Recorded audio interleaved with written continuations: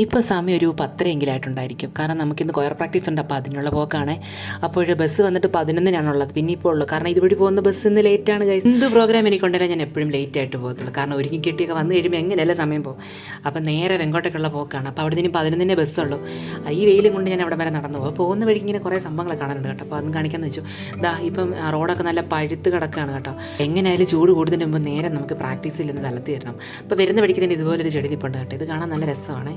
എപ്പോഴേലും പറിച്ചുകൊണ്ട് പോകാമെന്ന് വിചാരിച്ചിട്ടുണ്ട്, പക്ഷേ മടിയാണ്. പിന്നെ ഇങ്ങോട്ട് വന്നിട്ട് കഴിയുമ്പോഴത്തേ ഇങ്ങനൊരു വഴി നമുക്ക് കാണാം. പോകുന്ന വഴിക്ക് ഒരു കാട് പോലെ സ്ഥലമുണ്ട് കേട്ടോ. ഇതിനകത്ത് അകത്തോട്ടൊരു വഴിയാണ്. പക്ഷേ ഇവിടെ നിന്ന് വെച്ചാൽ നിറയെ മൃഗങ്ങളൊക്കെ ഉണ്ട്. അതായത് പന്നി പോലുള്ള പന്നി, കുറുക്കൻ, അങ്ങനത്തെ മൃഗങ്ങളൊക്കെ ഉള്ള സ്ഥലമാണ് ഈ വഴി. ഞാനതിനകത്ത് പോയിട്ടൊന്നുമില്ല, പക്ഷേ എനിക്ക് ഒരു ഹൊറർ ഫീലിംഗ് ഇല്ല ഗൈസ്. അങ്ങനെ കുറച്ചൊക്കെ നോക്കിയിരുന്നു. ഈ ഒരു റൂട്ട് അങ്ങ് താഴോട്ടുണ്ട് കേട്ടോ. അപ്പോൾ മരമൊക്കെ വെട്ടുന്നതിനായിട്ട് വണ്ടിയൊക്കെ കയറി ചെല്ലാൻ വേണ്ടി ആ ഒരു ഗ്യാപ്പിൽ ഇങ്ങനെ കട്ട് ചെയ്ത് വെച്ചേക്കുന്നുണ്ട്, മറ്റൊന്നുമില്ല.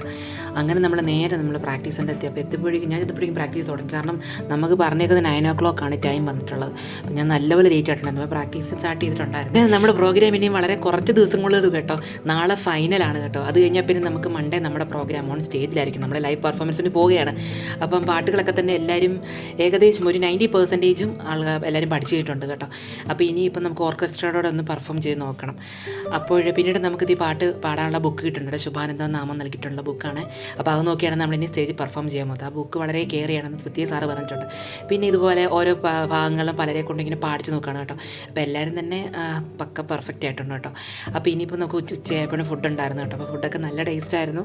പിന്നെ ദിവസം ഒരു സദ്യ പോലെയാണ്. എനിക്ക് ഒരുപാട് ഇഷ്ടപ്പെട്ടു. കറികളൊക്കെ തന്നെ നല്ല ടേസ്റ്റ് ആയിരുന്നു. അപ്പോൾ ഞങ്ങളെല്ലാം ഒരുമിച്ചിരുന്നിട്ട് ഫുഡ് കഴിച്ചിട്ടുണ്ടായിരുന്നു. അപ്പോൾ അതിന് ശേഷം പിന്നീട് ഒരു ബ്രേക്ക് ഉണ്ടായിരുന്നു. അപ്പം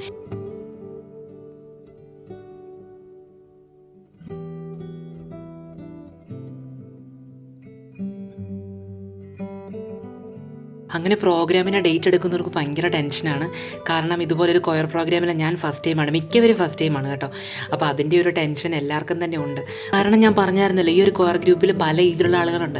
അപ്പോഴേ ഇതുപോലെ ഓരോരുത്തരും എങ്ങനെയൊക്കെയാണ് പാടുക എന്നൊക്കെ അറിയാൻ വേണ്ടി ആളുകൾ ഇങ്ങനെ കാത്തിരിക്കുകയാണ്.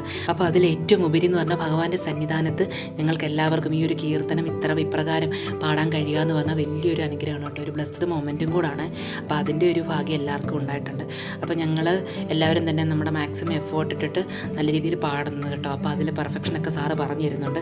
ചെറിയ നോട്ട് പോലും സാറ് പറഞ്ഞിട്ട് എങ്ങനെയാണ് മോഡുലേഷൻ വരുത്തേണ്ടതെന്നുള്ളതൊക്കെ.